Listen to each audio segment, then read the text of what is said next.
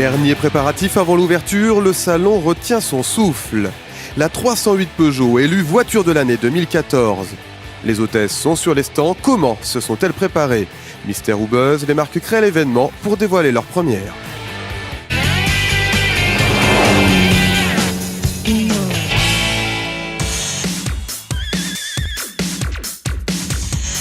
Elles vont briller de mille feux. À quelques heures de l'ouverture du Salon de Genève, un millier de personnes s'activent encore autour des 900 voitures exposées. C'est la course.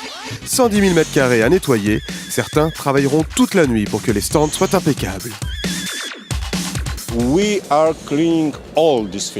Nous avons vraiment tout nettoyé, tout. Le sol, les voitures, les bureaux, le restaurant. Demain et après-demain seront les jours les plus importants. Mais la fabrication d'un stand se prépare des mois à l'avance. Cette année, comme plusieurs constructeurs, Maserati inaugure un tout nouvel espace d'exposition.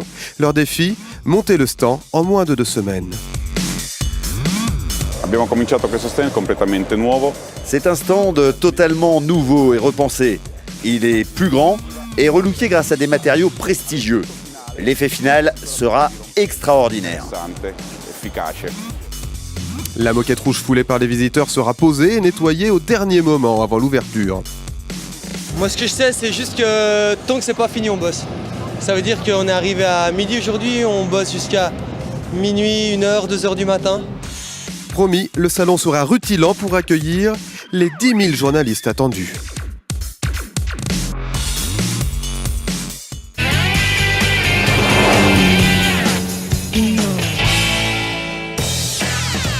La 308 Peugeot est élue voiture de l'année 2014.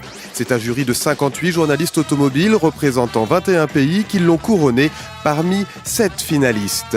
Une récompense de prestige pour la familiale compacte de la marque française qui succède au palmarès de Car of the Year à la Golf. Ce modèle est sorti dans un segment très compétitif. Nous l'avons beaucoup amélioré par rapport à la version précédente. Certains changements ont été assez drastiques et nous avons trouvé des solutions très innovantes, comme par exemple l'amélioration de l'habitacle. Je pense que ces 2 éléments contribuent à nous faire mériter ce prix. Avec un total de 307 points, la 308 s'impose devant 2 véhicules électriques innovants, la BMW i3 et la Tesla S.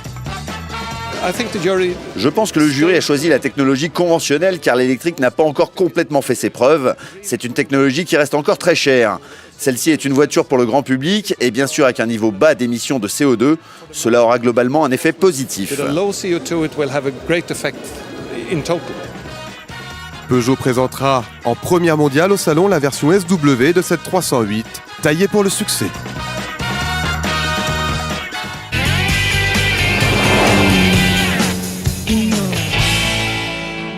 Les hôtesses sont la touche glamour de Genève. Pour la première fois, Yasmine, étudiante allemande, découvre le salon. Je vais travailler pour Hyundai, je vais défiler, être photographiée. Je suis très impatiente. Mais c'est aussi parfois la passion de l'auto qui les mène sur les stands. Parce que j'aime bien les voitures, donc je m'y connais un petit peu, mais je suis super contente, je suis très enthousiaste, mais je vais mettre toute mon énergie dans ce travail. Donc voilà. Un travail commencé il y a plusieurs semaines lors des journées de préparation pour former les teams. La plupart se connaissent déjà, mais il y a vraiment on travaille beaucoup sur ce fair play, sur cette cohésion d'équipe qui est très très importante sur un salon comme ça. Des sourires et beaucoup de convivialité. Cette année encore, les hôtesses de Genève seront là pour vous accueillir avec plaisir sur les stands du salon.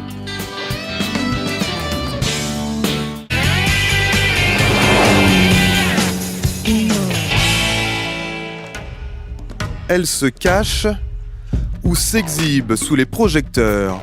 Les grandes premières du salon seront dévoilées dans quelques heures. Mais en attendant, les constructeurs, comme Audi et Citroën, ont choisi des stratégies différentes pour créer le buzz et devenir la star du salon.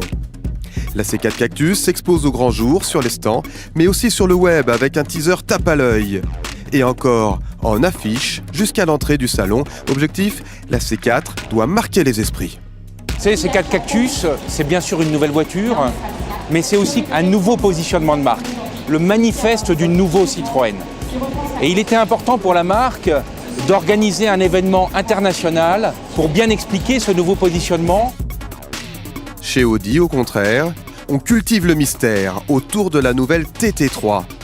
Cachée derrière le stand, la TT se dévoile, petit bout par petit bout sur Internet, une aile, puis un regard sur l'arrière du bolide. Audi entretient le mystère et titille la curiosité du visiteur qui sera le premier à la découvrir en réel. Deux stratégies opposées pour devenir la reine du salon. Pour vous, rendez-vous dans notre édition de demain pour découvrir toutes les premières.